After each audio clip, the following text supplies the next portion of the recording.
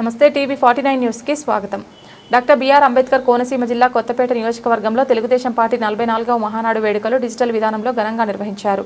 నియోజకవర్గంలోని 4 మండలాల పరిధిలో మొత్తం 10 క్లస్టర్లలో మహానాడు కార్యక్రమాలు నిర్వహించడంతో పార్టీ శ్రేణుల్లో పండుగ వాతావరణం నెలకొంది. స్థానిక ఎమ్మెల్యే సత్యానందరావు వాడపాలెంలోని తన నివాసం నుంచి ఈవీ వాహనంపై బయలుదేరి పలు క్లస్టర్ మహానాడు కార్యక్రమాల్లో పాల్గొన్నారు. కొత్తపేట కాపు కళ్యాణ మండపంలో జరిగిన 6వ క్లస్టర్ సమావేశంలో పార్టీ జెండా ఆవిష్కరించి కార్యక్రమాలను ప్రారంభించారు. అనంతరం పార్టీ వ్యవస్థాపకుడు ఎన్టీ రామారావు విగ్రహానికి పూలమాల వేసి నివాళులర్పించారు. ఎల్ఈడి స్క్రీన్ ద్వారా ముఖ్యమంత్రి నారా చంద్రబాబు నాయుడు మరియు నారా లోకేష్ ప్రసంగాలను కార్యకర్తలు వీక్షించారు.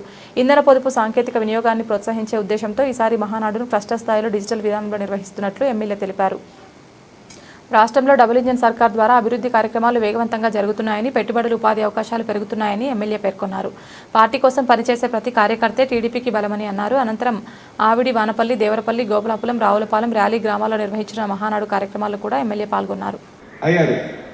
అలాగే గండి మురళి గారు, హరీష్ గారు, క్షమించాలి, గండి హరీష్ గారు 27 సంవత్సరాలకే వారు ఎంపీ అయ్యారు. ఇలాగా భవిష్యత్తు యువతకి ప్రాధాన్యత ఇవ్వాలని చెప్పి మన యువ నాయకులు, మన భవిష్యత్ నాయకులు భావిస్తున్నారు.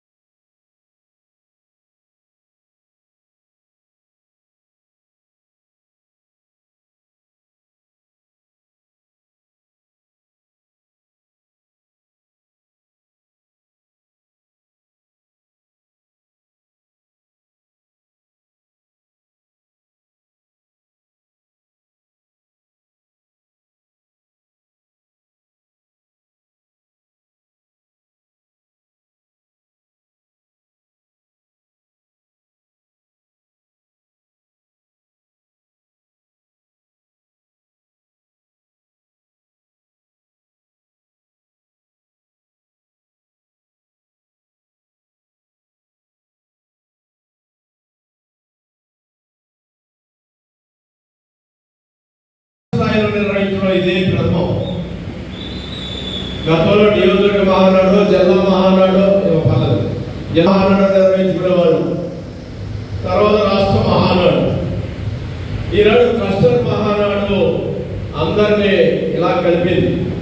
7 గ్రామాల అందరూ కూర్చొని మహానాడు, రాష్ట్ర మహానాడుని తిలకిస్తూ నియోజక క్లస్టర్ స్థాయిలో కూడా మన పార్టీ యొక్క కార్యక్రమాల మీద ఒక్కసారి అవగాహన చేసుకుని, చర్చించుకుని, కలిసికట్టుగా పార్టీని బలోపేతం చేయడానికి, ఐకమత్యంగా ముందుకు నడవడానికి, రేపు రాబోయే స్థాయికి సిద్ధం కావడానికి అన్నీ కూడా చర్చించుకోవడం వేదికల ఈ క్లస్టర్ 2 రాలి గ్రామంలో ఈ ఆదివాసీ కళ్యాణ మండపంలో మనం నిర్వహించుకోవడం చాలా ఆనందంగాను, సంతోషంగాను ఉంది.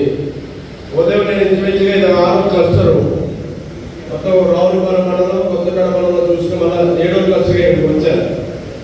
అన్ని చోట్ల కూడా చాలా పెద్ద ఎత్తున అందరూ పాల్గొంటారు. మధ్యాహ్నం నుంచి కొద్దిగా తగ్గేది తప్ప ప్రతి చోట చాలా భారీగా పార్టీ కార్యకర్తలందరూ కూడా పాల్గొంచుకోవడం నేను ఆవిడిలో కానీ, వానపల్లిలో కానీ, గోపాలపురంలో కానీ, అదేవిధంగా దేవరపల్లిలో కానీ ఉదయం నుంచి ఫోటోలు అయిపోవడం చూశాను. కొన్ని నేను కూడా వెళ్ళి స్వయంగా పాల్గొంచుకున్నాను. మీ అందరికీ తెలియదు కాదు, తెలుగుదేశం పార్టీ సిద్ధాంతం సమాజమే దేవాలయం, ప్రజలే దేవుడు. ఆనాడు ఎన్టీ రామారావుని, చంద్రబాబు నాయుడు గారు, ఈనాడు లోకేష్ బాబు గారు, రాష్ట్ర అభివృద్ధి, ప్రజల సంక్షేమమే ధ్యేయం. అధికారం ఉన్నా లేకపోయినా ఒకటే పనితీరు. దాని గొప్పదనం అంకిత భావం ఉన్నటువంటి, త్యాగ నిరతి కలిగి ఉన్నటువంటి, అచంచలమైనటువంటి పార్టీ పట్ల అంకిత భావం, నిబద్ధత, క్రమశిక్షణ ఉన్నటువంటి మీలాంటి కార్యకర్తల భాగమే తెలుగుదేశం పార్టీకి శ్రీరామ రక్షణ సందర్భంగా కూడా తెలియజేసుకుంటున్నాను. కార్యకర్తల భాగమే 44 సంవత్సరాలుగా తెలుగుదేశం పార్టీ అజేయమైన శక్తిగా అనేక ఆటుపోట్లు ఎదుర్కొన్న ప్రజలందరూ మళ్ళా తెలుగుదేశం పార్టీని కోరుకుంటా ఉన్నారు, తెలుగుదేశం పార్టీని ఆశీర్వదిస్తూ ఉన్నారనేది మనం చూసాం. ఒక్క ఛాన్స్ ప్లీజ్ గా వచ్చాడు.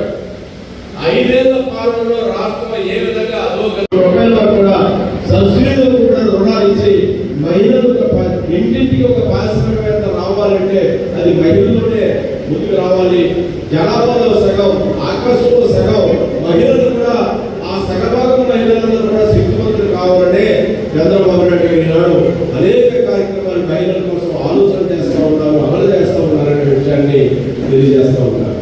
అదేవిధంగా ఈనాడు మహానాడు స్ఫూర్తితో రేపు రాబోయే స్థానిక సంస్థల్లో కూడా అన్ని గ్రామాల వారు ఈ ట్రస్టులు ఎవరైతే ఉన్నారో వాడపల్లి, రొల్ల, నగరపాలెం, రాలి, అంగంపాలెం, నాలుగుపల్లి, కట్టొక గ్రామాల ప్రజానికందరూ కూడా అక్కడ ప్రజలందరూ కూడా సమీకరించుకునే రాబోయే సెప్టెంబర్, అక్టోబర్ నెలలో స్థానిక సంస్థలు జరిగే అవకాశం ఉంది. కొద్దిగా ఎంపీడీసీలు, జడ్పీడీసీలు, ఎంపీపీలు రావచ్చు. వెంటనే మళ్ళా పంచాయతీ సర్పంచ్ ఎన్నికలు, వార్డు సభ్యుల ఎన్నికలు రావచ్చు. దానికి సిద్ధంగా ఉండాలి. మనందరూ కూడా ఐక్యపక్షంగా ఉండాలి, కలిసి ఉండాలి. ఎన్డీఏ కూడా కలిసి పనిచేయాలి. ఈనాడు ఎవరికైనా రిజర్వేషన్ అవకాశం వచ్చినా, రాకపోయినా, ఎవరిని అభ్యర్థిగా పెట్టినా, ఇంకా కూటమి తరపున ఏదైనా సమన్వయంలో సర్దుబాటు చేసుకున్నా కలిసికట్టుగా అందరూ పనిచేసుకోవాల్సిన అవసరం ఉన్నది. దానికి మనందరూ కూడా తగ్గట్టుగా డెవలప్ చేసుకోవాలని కూడా మిమ్మల్ని కోరుతూ ఉన్నాను. ఇది యొక్క 2024లో గెలిచాం, మళ్ళా ఏమిటని నన్ను అనుకోవాల్సిన అవసరం లేదు. ఈనాడు ఎన్డీఏ కూటమి, తెలుగుదేశం పార్టీ 2029లోనే కాదు 2034